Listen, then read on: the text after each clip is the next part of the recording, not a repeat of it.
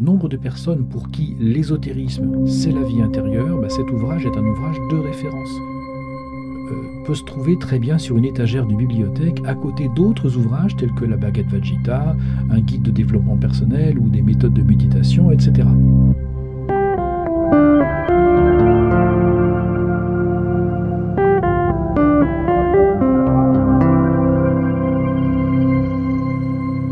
Grand classique de la dévotion moderne, l'imitation de Jésus-Christ a été pendant longtemps l'ouvrage le plus imprimé après la Bible. Et de nos jours, il est aussi lu par des ésotéristes. Ce qui peut paraître un peu étrange de prime abord, et nous allons voir pourquoi.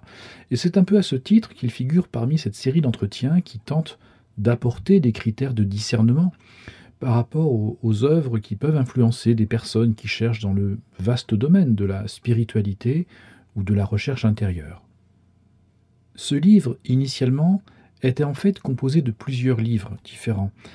En fait, ce n'étaient pas vraiment des livres, mais des instructions qui étaient destinées à des novices. Alors, les novices, ce sont des personnes qui débutent dans une vie de monastère, et pour ça, la seule condition est de chercher Dieu. Et ces instructions visaient à préparer ces novices à s'engager plus avant dans une voie mystique, ou au contraire, de repartir dans le monde. Il s'agit donc d'une œuvre de commençant à la vie spirituelle, à proprement parler, le christianisme représentant à l'époque la référence spirituelle et morale qui était faite de prières, de pèlerinages, de rites et de coutumes, et la vie monastique, quant à elle, se référait à un ordre religieux reposant sur un ordonnancement de la vie quotidienne centré sur la spiritualité. Les instructions pour les novices donc permettaient de faire un lien entre la vie intérieure et la discipline de la vie monastique. Donc dans ce cadre, lire ces instructions était l'occasion de favoriser le rapprochement de son âme d'avec Jésus. Il s'agit donc d'une œuvre incitant à la vie intérieure. Puis ces instructions ont été regroupées sous la forme d'un ouvrage pour faire ce que nous connaissons aujourd'hui sous le nom de l'imitation de Jésus-Christ. Précisons tout de suite que la notion d'imitation de Jésus-Christ ne consiste pas à singer la vie de Jésus, mais l'imitation, c'est suivre la voie de Jésus et répondre à l'appel de Jésus. C'est plutôt dans ce sens-là qu'on doit comprendre le terme imitation. Le titre a donc été choisi seulement au moment de la composition du livre. Alors, la langue latine était à l'époque la langue sacrée, la langue liturgique, et elle a souvent été conservée par la suite. Mais il existe beaucoup de traductions en langue usuelle, parce que l'imitation de Jésus-Christ a vraiment été lue et recherchée et méditée par un grand nombre de personnes, et bien sûr, même celles n'ayant pas du tout l'intention d'entrer dans une vie monacale. Alors, lorsque je disais que cet ouvrage était un grand classique de la dévotion moderne, vous avez peut-être pensé qu'il s'agissait d'un ouvrage remontant, au XIXe ou XVIIIe siècle, pas plus. Et en fait, les différents opuscules ont été rédigés dans la première moitié du XVe siècle. Donc quand on parle de dévotion moderne, on parle en fait de la fin de l'époque médiévale. Mais je vais revenir sur cet aspect. Concernant l'auteur, beaucoup sont d'accord pour parler d'un certain Thomas à Kempis, mais ceci n'est pas très important. L'anonymat est un usage assez courant dans ce domaine bien précis. On peut donc tout aussi bien estimer que la composition a été assurée par des instructeurs de novices. Les instructions peuvent concerner plusieurs registres de l'âme, et c'est ça qu'il faut prendre en compte. Celui à qui est destiné l'ouvrage est plus important que celui qui l'a rédigé.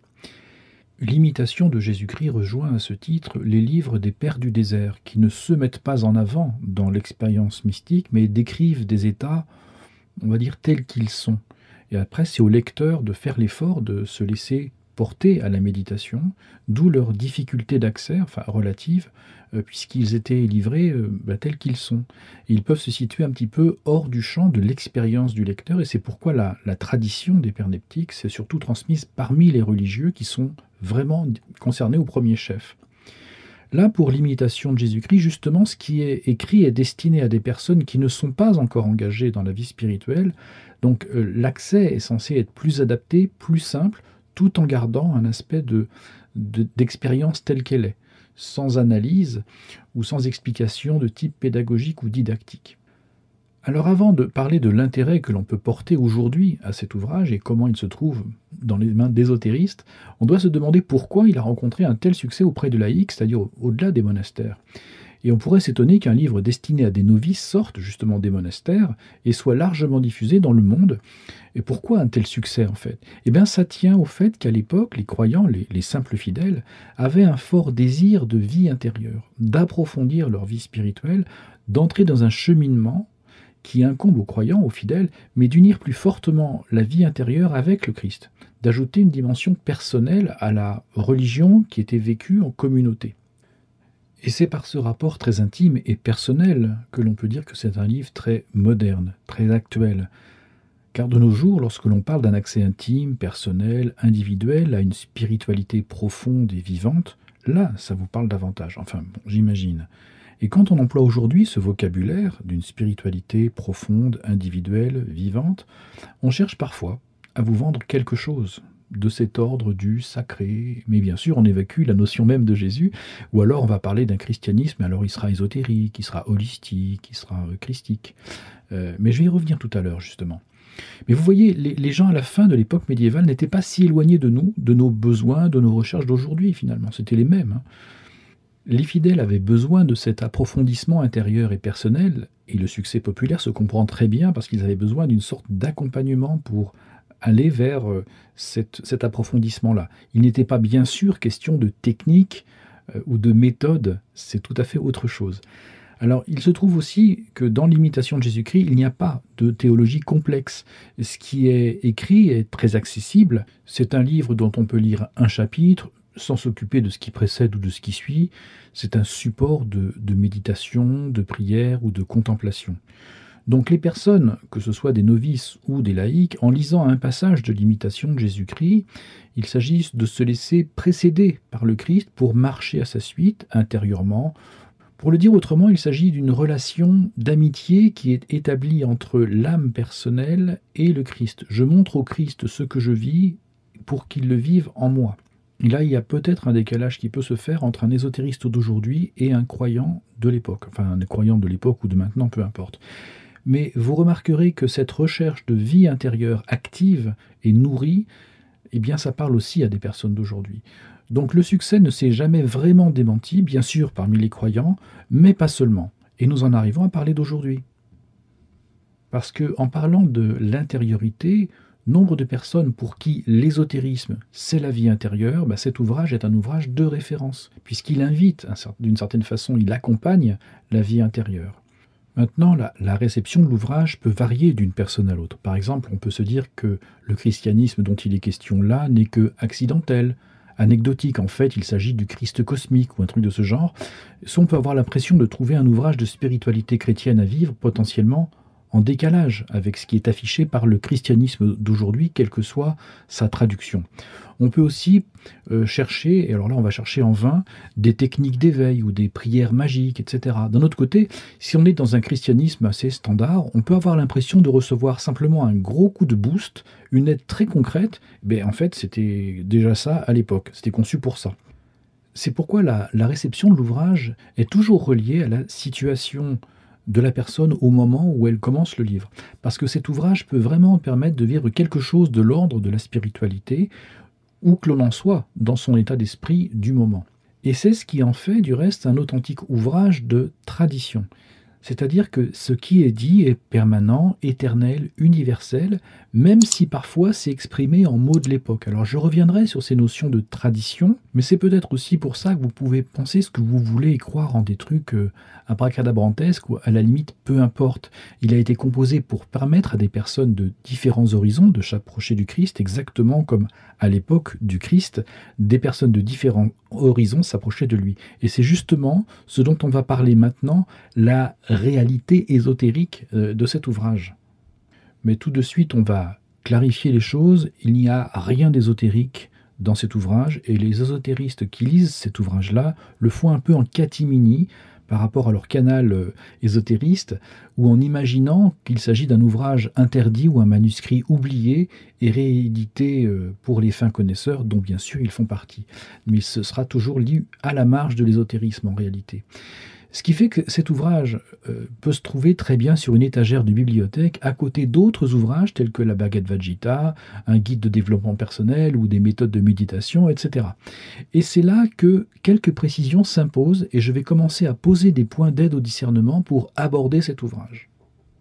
La notion d'évolution spirituelle, si largement répandue aujourd'hui, ici cette notion est totalement absente, comme elle est absente du christianisme. Il ne s'agit pas du tout d'un parcours ayant ces différentes étapes conduisant à l'illumination suprême.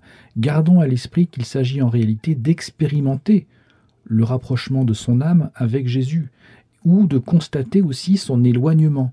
Il s'agit en fait de vivre cette relation selon ses différents atermoiements personnels, les mouvements intérieurs de son âme.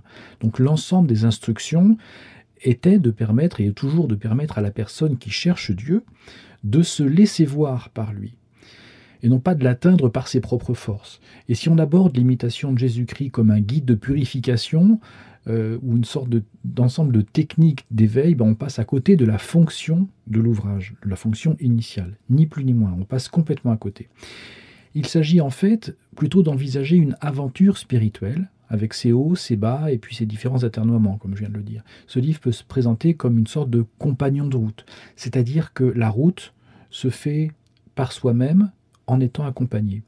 Mais pour autant, ce n'est pas une route que l'on fabrique. On se fabrique ça tout seul, avec sa propre subjectivité, avec un narratif que l'on va coller sur son parcours que l'on fait, etc. On ne va même pas en parler forcément autour de soi. Heureusement, le christianisme n'est pas le culte de l'exil ou un individualisme sans aucun repère, où l'on vous bande les yeux en vous demandant de trouver votre route par votre propre chemin et vos propres forces. Non, le Christ est là pour chacun tel qu'il est, pour le conduire, pour l'aider, pour dialoguer avec lui. C'est le principe même de cet ouvrage. La personne n'est pas livrée à elle-même. Donc concrètement, ce livre peut permettre de mesurer son propre aveuglement ou de se trouver réconforté et apaisé. Il permet de se sentir profondément, en tout cas, touché ou aspiré ou consolé ou au contraire désolé, contrit, etc. À condition, me semble-t-il, d'être aussi cohérent avec ce à quoi il se réfère. Car ce cœur à cœur avec Jésus a été rédigé pour être entouré d'aides humaines. Alors, les aides humaines, ça peut être un accompagnateur spirituel, mais ça peut être aussi des sacrements, ça peut être la liturgie. Il s'inscrit dans une cohérence globale aussi de la vie quotidienne, pour permettre un certain détachement par rapport à certaines passions, à certaines activités, mais aussi une sorte d'implication qui soit plus juste, plus libre, mais plus pleine. Il ne s'agit pas de devenir une sorte de fou de Dieu qui va tout changer d'un seul coup, parce qu'il aura trouvé la vérité qu'il va imposer aux autres. Il s'agit au contraire d'apaiser les passions. Mais vous parler des bénéfices de ce livre n'a aucune espèce d'intérêt, je ne suis absolument pas du tout là pour vous le vendre. Venons-en plutôt aux différents critères d'aide au discernement qui peuvent vous être utiles pour que cet ouvrage vous soit profitable. Lorsque l'on lit ce livre, un risque existe sur le plan spirituel qui est d'entrer dans une forme d'orgueil, d'avoir l'impression de vivre une vie spirituelle alors que les autres, eux, n'en sont pas encore là, comme on dit souvent. Et c'est un piège qui est très répandu justement dans les approches ésotérisantes ou New Age. C'est un comportement qui laisse entendre qu'il y a eu un accomplissement que l'on doit à ses propres mérites, à ses propres parcours, à ses propres choix, et que ce chemin est désormais accompli, que l'on est parvenu à quelque chose. C'est vraiment une mentalité de parvenu, c'est très urbain et c'est en même temps très répandu. Donc le cheminement mystique est beaucoup plus complexe, beaucoup plus subtil et beaucoup plus exigeant aussi.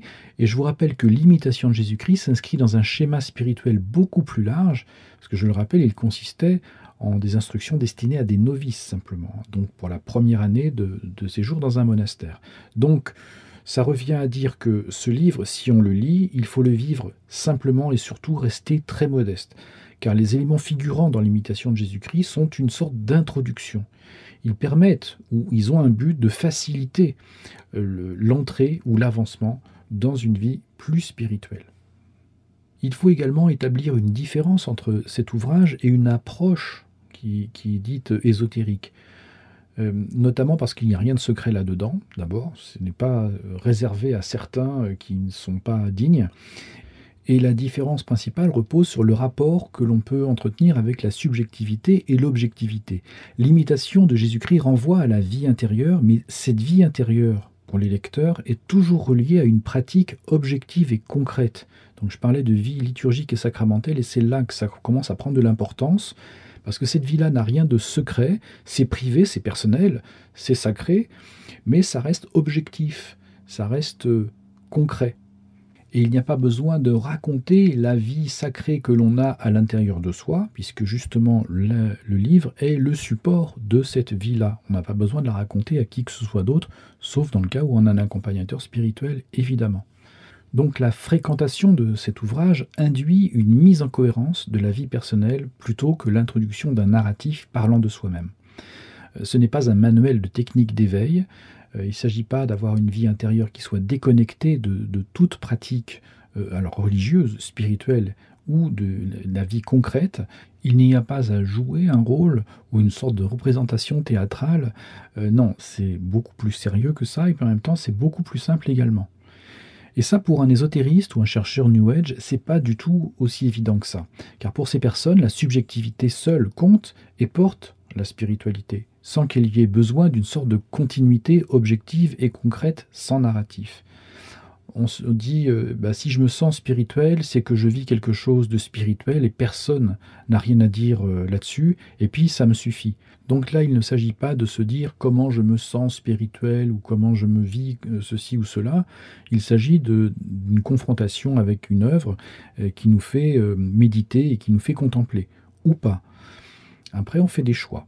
Et ces choix-là, ils sont peut-être un peu plus profonds que juste la continuité subjective de nos sentiments du moment et de nos émotions fugaces. Avec cette façon de voir les choses de manière très subjective, on entretient un rapport avec le monde et avec soi-même qui sont tels que ce livre, lui, perd toute sa portée parce qu'il faut d'abord être en contact avec le réel pour pouvoir l'accepter. Rappelez-vous le principe même de cet ouvrage, son but est de relier sa vie concrète à la vie intérieure. C'est sa fonction première. À l'époque, ça allait de soi, et actuellement, la transmission a pu être parasitée, voire empêchée. Et puis, je vais passer maintenant sur cet aspect de la transmission qui a pu être parasitée à certains moments. Ça ne dépend pas de vous, mais vous pouvez par contre en subir les effets. Parce qu'il est possible que vous ne compreniez pas tout ce qui est dit, ou même voire pas du tout ce qui est dit. Parce qu'il s'agit de références à la culture chrétienne pour laquelle il peut vous manquer des informations ou de la formation. Et il n'y a pas de honte à ne pas savoir. Ce n'est pas un problème. Il ne faut pas non plus que ce soit un obstacle pour aborder l'ouvrage. Par contre, on ne trouve pas cette culture chrétienne, cette source, dans les ouvrages de développement personnel, ou dans la Bhagavad Gita, ou dans les méthodes de méditation. Et il arrive même assez souvent que toute cette littérature dans le sillage de l'ésotérisme ou du Nouvel Âge, il y a un certain tropisme anti-chrétien, où on ne va prendre qu'un aspect tellement minime qu'en fait, c'est comme si on avait droit à rien. C'est comme s'il y avait une rivière qui passe et on vous donne simplement un verre d'eau, on vous dit voilà, c'est ça la rivière. Donc hormis parfois le manque de connaissances ou de formation qui sont tout à fait normaux actuellement, il faut faire aussi attention aux contresens possibles. Parce que le rapport que l'on peut avoir avec cette œuvre peut faire appel aussi à des clichés ou à des informations fausses ou déformées concernant le christianisme en général ou le Christ en particulier, qu'on a pu vous inculquer, même parfois à votre insu ou à l'insu de votre plein gré. On peut penser que certains passages, très concrètement, de cet ouvrage-là, poussent par exemple à la mortification, ou relèvent du simple niveau de la morale. Or, ce n'est pas le cas. En fait, il est question de vie spirituelle, et ça fait appel en fait à toutes les facettes de notre âme, y compris donc la conscience d'être porteur d'un poids, ou de se trouver en exil de quelque chose qui nous dépasse. Maintenant, par exemple, porter un regard sur ses propres failles, sur ses propres faiblesses ou ses limites, c'est un mouvement qui est naturel, qui est normal pour l'âme humaine. Donc il ne faut pas le voir simplement au niveau d'une morale. C'est notre état naturel d'être comme ça. Maintenant, c'est vrai, on peut avoir aussi l'impression d'être en décalage culturel, et c'est pas totalement faux, pour une autre raison. C'est-à-dire que la glorification systématique du moi, dans la culture actuelle, on peut mal interpréter ce qui parle en fait de la nature humaine, notre condition humaine en général. Cependant, dans nos profondeurs personnelles, individuelles, il ne s'agit pas de jugement pour dire que ça c'est bon ou mauvais. Il ne s'agit pas non plus, et surtout pas de la glorification de notre subjectivité du moment. Mais il est question d'un combat spirituel qui est mené. Donc ça déplace par rapport au point de repère du monde actuel. De même que la recherche de la paix, de la vérité ou de la plénitude, c'est naturel. Il s'agit de sentiments profondément enfouis en chacun d'entre nous. Il ne s'agit pas tant d'imiter Jésus que de se laisser rejoindre par lui et d'entrer en communion de vie intime avec lui. Mais là encore, on peut se heurter à un mur d'ignorance ou de conditionnement, ou les deux, qui peuvent vraiment faire obstacle. Du fait, justement, de la recherche de la glorification du moi qui fait partie des impératifs sociétaux. Il faut s'aimer soi-même, il faut se mettre en avant, il faut avoir de l'ambition, voilà, il faut se la péter, quoi. Alors que du point de vue de l'imitation de Jésus-Christ, cette glorification-là fait partie de l'esprit du monde, qu'il s'agit d'identifier en soi et de combattre. Et ça peut faire un choc thermique sur le plan culturel. Et cet ouvrage est aussi conçu pour ça. C'était vrai à l'époque, et c'est d'autant plus vrai maintenant. Nous sommes vraiment dans un ouvrage de tradition qui parle à des gens modernes. Et donc, je terminerai là-dessus. Une limite de l'accès à ce livre est la désinformation, en partie, qui remplit la plupart de nos accès à l'information concernant le christianisme en général. Au mieux, on ne connaît pas, mais le plus couramment, nous sommes dressés.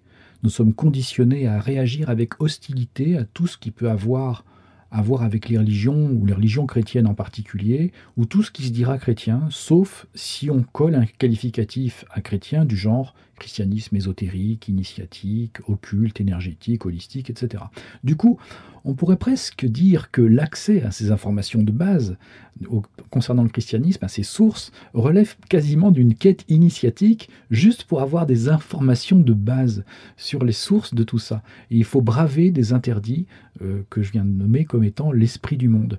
Un peu comme si le christianisme était devenu quelque chose d'ésotérique, quelque chose que l'on dissimule et qui serait réservé seulement à certains, à ceux qui cherchent, etc. Mais là, bon, je vais un peu loin, j'en ai conscience, mais ça peut aussi vous aider à comprendre pourquoi l'imitation de Jésus-Christ est également lue par des publics a priori loin du christianisme institutionnel et souhaitant y rester. Bon, j'ai conscience d'avoir été un petit peu long avec cet ouvrage, donc je vous remercie particulièrement de votre écoute et je vous dis à bientôt. Allez, salut!